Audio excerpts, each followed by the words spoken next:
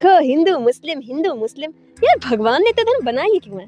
एक मिनट, भगवान ने तो सिर्फ एक धर्म बनाया, बाकी सब धर्म नहीं पंथ है, आते हैं और समय के साथ चले जाते हैं। This is really offensive. धर्म क्या है? जहाँ जिसका फेथ होगा वही तो धर्म होगा ना। ये तो वही बात हो गई कि जी हिंदू सही है बाकी सब गलत है। नहीं, हिंदू मुस्लिम सिख ईसाई ये सब रिलीजन है, धर्म तो सिर्फ एक है, सनातन। ओ आई थॉट हिंदू और सनातन धर्म एक ही है। वो रिलेटेड है लेकिन सेम नहीं है। सनातन धर्म वो है जो सभी जीवों पे अप्लाई होता है, लेकिन समय के साथ अलग अलग पंथ बनते गए और अंतर करने के लिए हिंदू टैग उन लोगों को दे दिया गया जो सनातन धर्म को फॉलो करते थे। तो मुस्लिम्स और क्रिश्चियंस इन सबको भी तो सनातन धर्म में होना चाहिए। इतनी लंबी छलांग लगाने से पहले ये समझो पहले कि धर्म क्या है।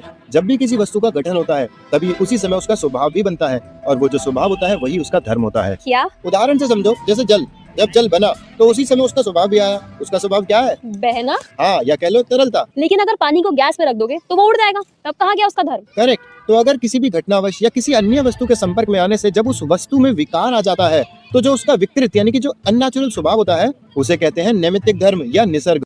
क्या इस दुनिया में किसी भी व्यक्ति के पास इतनी हिम्मत है कि वो ये कह सके कि धर्म को भगवान ने नहीं बनाया, या सिर्फ इतना ही हिम्मत है कि वो सिर्फ ये कह सकता है कि मेरे धर्म को भगवान ने बनाया, बाकी दूसरे धर्म को भगवान ने नहीं बनाया? वैसे भी हमारे ऊपर बहुत बड़ा बर्डन है ये प्रूव करने का कि भगवान है या नहीं है ना? और उसके ऊपर यदि हम ये कहने लगे कि भगवान भी हैं, उन्होंने धर्म भी बनाया, उन्होंने धर्म में जो 2, 4, 10 किताबें हैं उसको भी बनाया, तो ये कितना बड़ा बर्डन हो जाएगा हमारे ऊपर प्रूव करने का, क्योंकि हम यहाँ पे सिर्फ भगवान है या नहीं इसी को प्रूव करने में विफल साबित हो रहे हैं, है ना?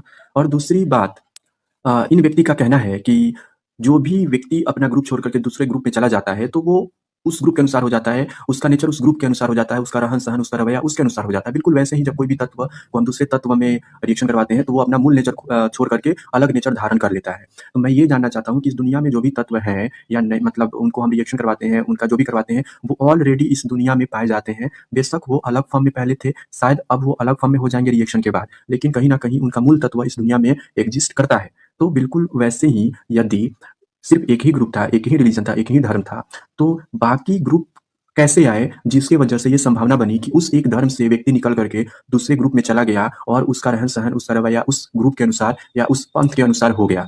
जब वो ग्रुप इस दुनिया में नेचुरली तौर पे एक्जिस्ट करता ही नहीं है, तो आखिर किसी भी व्यक्ति को उस ग्रुप में जाने का मौका मिला कैसे? यदि वो ग्रुप एक्जिस्टेंस नहीं होता, तो उसको मौका ही नहीं मिलता कि वो उस ग्रुप में जाता और वो उस पंथ के अनुसार अपने नेचर बना लेता, अपने आप को ढाल लेता, है ना? और कहीं न कहीं यदि वो मैन मेड है, तो मैन मेड कोई भी धर्म हो सकता है।